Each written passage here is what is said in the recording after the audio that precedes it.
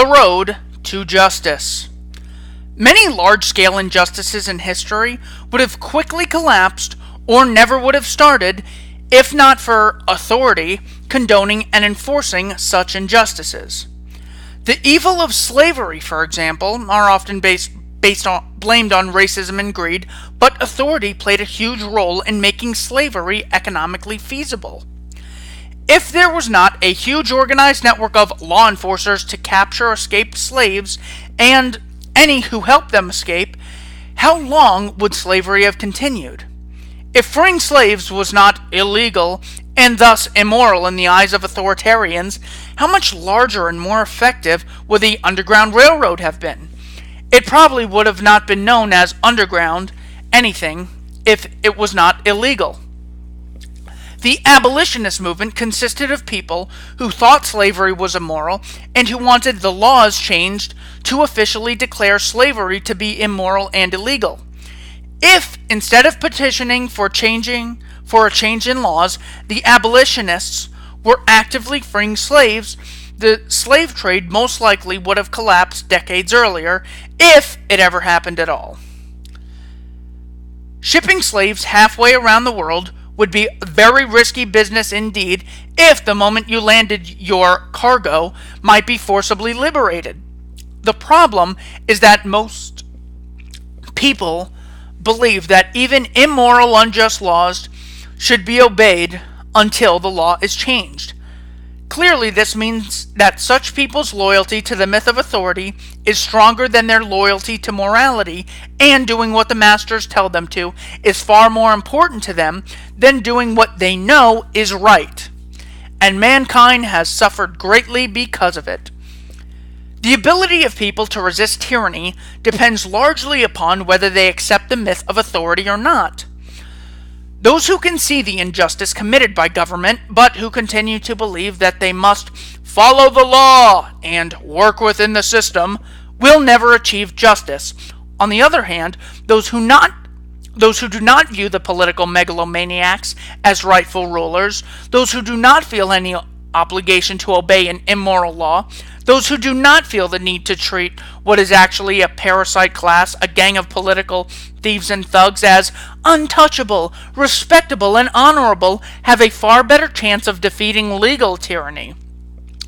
And most tyranny and oppression which has occurred throughout history was done legally.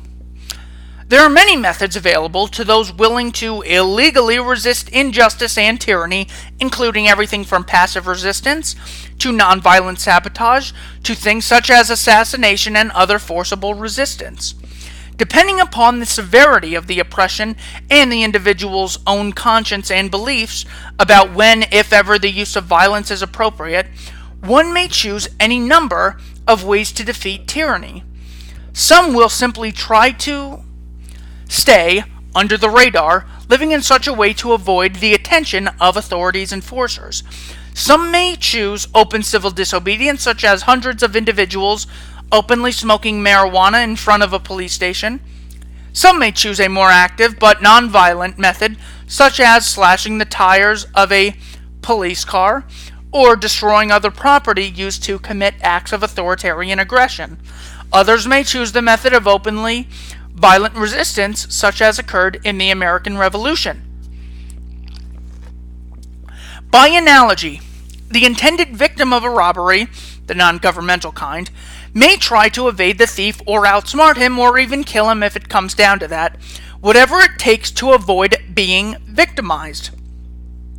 Likewise, those who recognize that legal evil is still evil and resisting it is still justified would not waste time on elections and lobbying politicians for a change in legislation. They would simply do whatever they could to protect themselves and possibly others from being victimized by such legal aggression.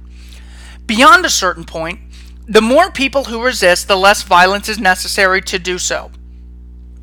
If a local police force has a dozen narcotics officers, people whose main job it is to commit acts of aggression against others who have committed neither force nor fraud, and several hundred civilians, let it be known that they believe that they have the right to use whatever it takes, including deadly force, to stop any attempted kidnappings, home invasions, or similar acts of aggression committed by narcotics officers, the aggressors, the police, if they did not have any bigger authoritarian gang to appeal to for help, would simply give up to avoid being exterminated.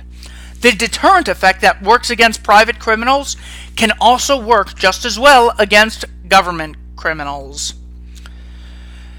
In India, Mahatma Gandhi and his followers used widespread passive disobedience to undermine British control of that country.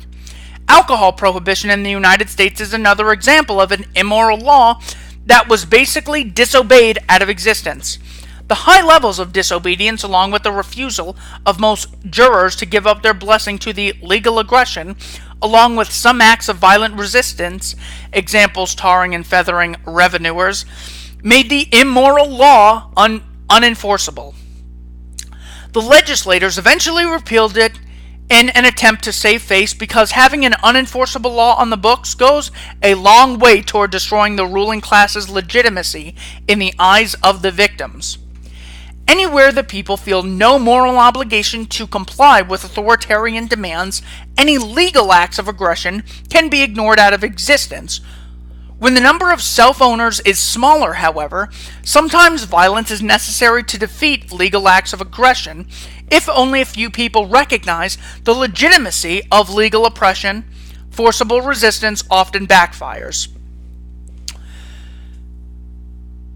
Where there is oppression, there is always violence. It is usually one-sided, with the agents of authority committing most or all of the violence. The man who passively cooperates while claiming to be against violence is in fact rewarding the violence of the state. When an act of aggression is committed, whether by authority or anyone else, nonviolence by definition ceases to be an option.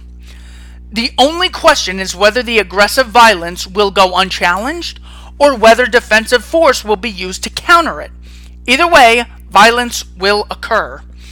Of course, the thieves, thugs, and murderers who declare their crimes to be legal, which every tyrant in history has done, will always brand anyone who resists them as criminals and terrorists.